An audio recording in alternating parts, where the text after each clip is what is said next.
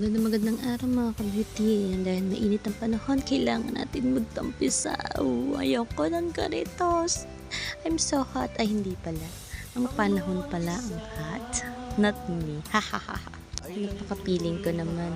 Aba. Usapan, liguan, hindi tulugan. Ano ba, bebe ko? Tumayo ka nga dyan.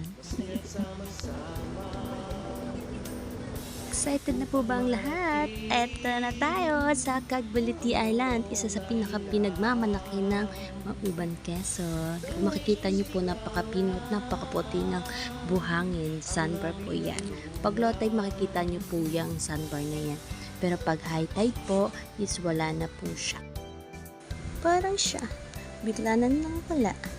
At kinaus ka. Char! And then, nandito po kami sa floating cottage. Talaga, napakaganda. At sulit na sulit kasi nakaswerte kami. Ang cottage namin is may swimming pool sa gitna. Kaya kahit sobrang tirik ng araw, pwede kami magbabad. Piling namin nasa jacuzzi kami habang nasa beach. O, diba? Ang saya-saya. Kaya huwag na kayong magdalawang isip pa. Tara na sa Cagbaliti Island.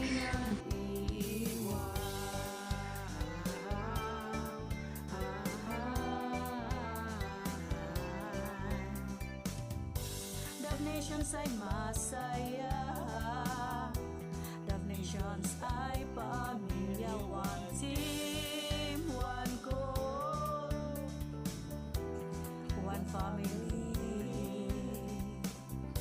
Suportahan, daldalan at tuwa,